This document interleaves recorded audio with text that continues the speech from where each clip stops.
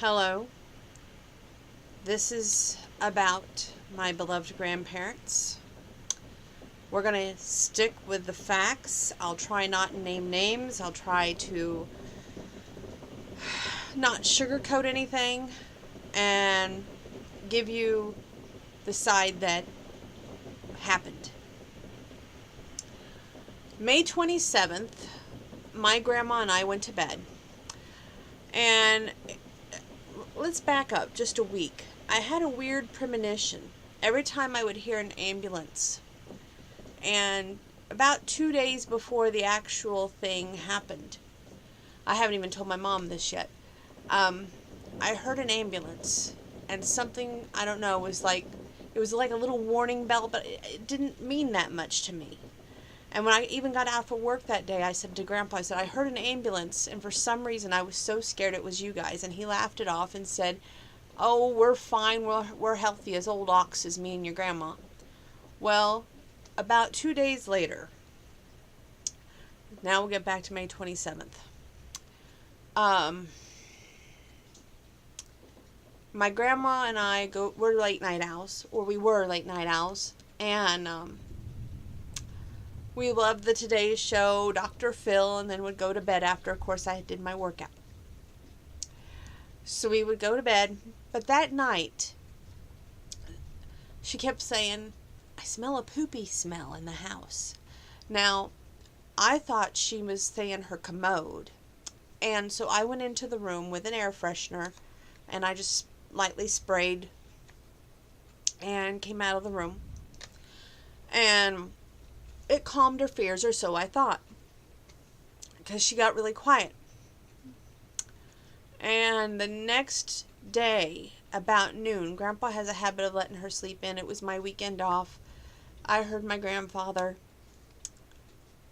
this is hard, so bear with me, go into the room and say, Martha, Mom, Grandma. And it was just constant like that. And there was no response.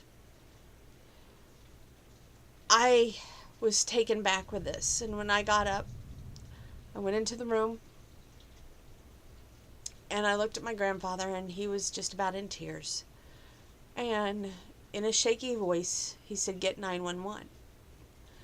And I said, "No, what's the matter with you? Grandma's probably just deep sleeping. She had a late night, and we stayed up late watching TV shows, so she's probably just tired." Not wanting to believe the worst. I can still go through that day, those emotions, everything, just like it was yesterday. And my grandma had her arm up here on her side, and Grandpa was out to prove his point, as he always does. And he flung her arm down, and when he did, it didn't come back up. He said, "You see that? Now get me 911. At that point, I called 911 frantic.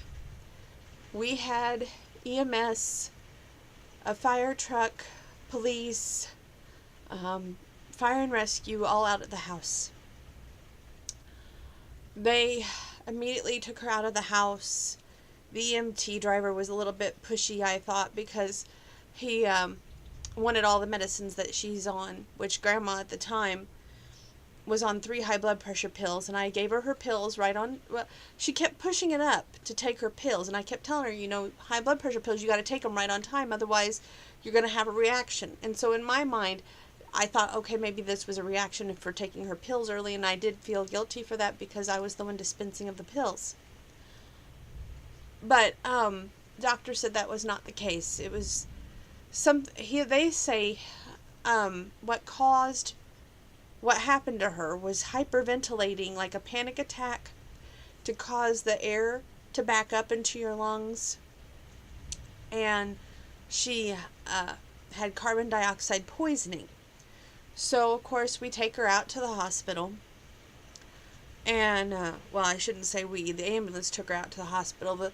The policeman was so nice. He actually apologized for the EMT being grouchy with me, and even offered to take us out by a police car to the hospital, and my grandpa wouldn't hear of it. he was like, no, we're going to drive ourselves. So I quickly got ready. We headed out to there, at which time uh, it's not been an easy ride out there, folks, whatsoever. Um, when we got to the room where Grandma was at, and I had simply said to my grandma, Grandma, we want you to get better. We want you to get home. And of course, she was not really responsive with us. They had the BiPAP machine on her, which is the hardest machine in the world to see a loved one, especially my grandma, on that machine. And this ER nurse was very blunt. And I know that, they may work 12-hour shifts out there, and they may see everything every day, but it was very heartless, I think, to tell the granddaughter, myself, you guys realize she's never going to be the same again, and that, she may never be herself again. And my grandpa even was, stiffened his back, and he's like, I will not hear of it. And I always loved my grandpa's fighting spirit. And I said, that's not true. That's not my grandma. So we go from being in the ER to being in critical care. At which time, this was Sunday to Monday now, Memorial Day weekend. Everybody was there, and it was so nice to see Mrs. Cross and Geneva and her daughter Julie out at the critical care. That meant a lot. Everybody who comes and visits her and spends times with her, you know what? That's the most precious gift that you're given. And you just shouldn't take a moment for granted. I have to say that. Anyway, that critical care nurse was so cold and heartless. She demanded everybody's phone number because there was a good chance she wouldn't make it home ever again, saying that she was probably not going to make it through the night. We all gave her our numbers, and I had to go to work the next day. And Grandpa kept saying, well, you know what? You go, because that's what your grandma would want to do, because she was a telephone operator. She knows the dedication of service, and that's how it's got to be. She spent, a few days in critical care. And then we went up to the 4th floor. And trying to get through this. It was about May 31st. We went up to the 4th floor.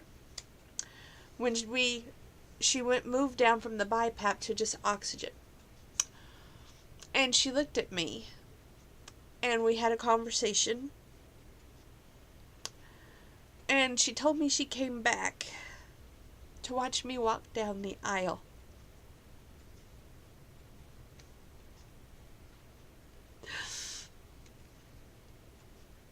She told me that we may have to move my birthday wish up to her birthday wish.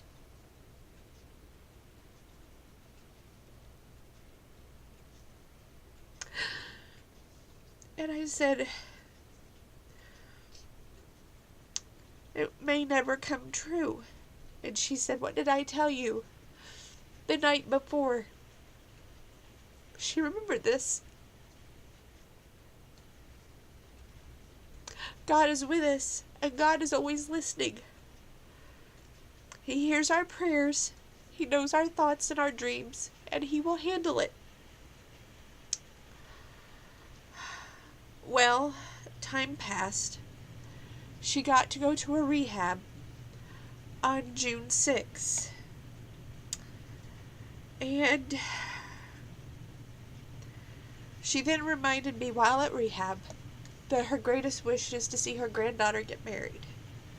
She sent Grandpa out to get a bag of chips, which they didn't have a bag of chips. He had to come back with a bag of rice cakes, which I remember her to this day go, it doesn't have quite the same flavor as a chip.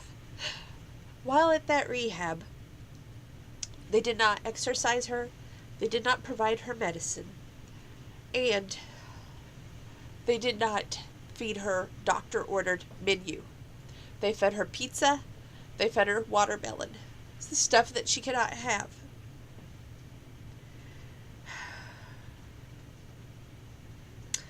She also reminded me that she was making progress while at rehab, and that I should be making progress to prepare to walk down the aisle so she could be there.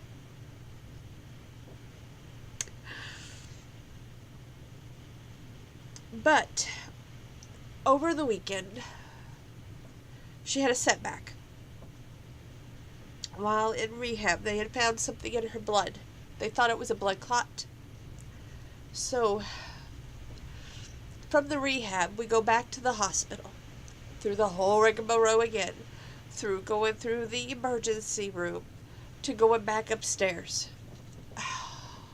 This time, our visit has not been a pleasant one. We have had problems with nurses, care partners, and as always, case management. I just don't know why our hospital does not have a skilled care nursing unit. It's something that they definitely need. Stop poking the older folks in these rehabs where they're only out for the money. They don't care about the person. That's painfully obvious. Look at what my grandma went through the first time. Now we're getting to the point where she's making progress again, and they want to put her into yet another rehab. Why? Only just so we can end up at Sarah Bush again? And maybe next time not be so blessed to have her here. I have so many issues with this, and I had to share this with you. Now, last night, let's just go back to that. Of course, my grandma, has been making strides in her recovery, walking, and we thought that was great. However, we had a care partner discrepancy where that care partner talked to me and my grandfather alone, told us several disheartening things, like she doesn't have any confidence in herself, and supposedly when she's sleeping she can hear people in the room, and the slightest whisper can be a discouraging comment, and she takes it to heart, and that's why she's lost confidence in herself and her own abilities, and that she would not be going to a rehab, that this would be going away permanently if that's what it took. Also, she feeds her snacks like coffee and ice cream only if she bends her legs. Kind of bribing her, if you will. Well, I had told this to my cousin, who I'm so blessed to have, Penny McDowell. And she probably doesn't want me to say her name, but that's okay. Because without her being the McDowell that she is, which is like Grandpa, fighting Irish, then probably what was said yesterday would have slid. But when Grandpa, the strongest man that I know, goes down into fall due to construction at our local hospital, I had parked in the handicap parking zone. Grandpa was just walking to the car behind me after this disheartening conversation. His foot got lodged between the curb and the ground dirt where there's a gully, and he went down. He hit his head, he hit his arm. And he refused to go back in because why? After hearing what he heard from the care partner, why go back in? So being the stubborn McDowell that he is, we came home, I fixed him dinner, he went to bed. Today, he got me up and he was just not himself. He was weak and disoriented a little bit. I won't say a total lot because he knew what he was eating, he knew what everything was going on, but he said he felt numb, which scared everybody. I was blessed with being able to be there today, and while I felt pulled in two different directions, here's what happened next. A phone call came in from the hospital. Of course, I'm always thinking worst case scenario, because we got told Grandma has congestive heart failure, which killed my great-grandmother, Pearl Kane. So in the back of my mind, there's always that fear that this is the call that I don't want to take. However, this call was simple. Thank God that they wanted socks for Grandma. I told the nurse about how Grandpa had taken a tumble out on their property, and thinking that it was just between me and her, letting her know that socks would be getting out to the hospital, but I didn't know when and I didn't know who was bringing them, but we would make sure sometime during the day they would get there. The nurse turns around and tells Grandma exactly what I just said. Now, mind you, Grandma's in there for heart problems. She could have had a heart attack, she could have had a stroke, because my grandma is a hypochondriac and she loves her husband just like her husband loves his wife. And, sorry. So, at this point, Grandma calls me. In the typical grandma mode, Donna, you've got to get him to the doctor. Donna, you got to get him an ambulance. Donna, have you told your mom and dad, have you made all the appropriate phone calls? I said, one thing at a time. Let's slow this down. I said, he fell yesterday, and he's feeling weak. We're going to go to the doctor. It will all be fine. And, of course, she didn't want to hear that. But we went to the doctor. I was blessed to take him today because it was just one of those great moments where everything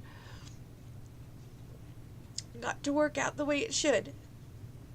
And I took him to the doctor with my mother, and we got the news after they did an EKG that he had an irregular heartbeat.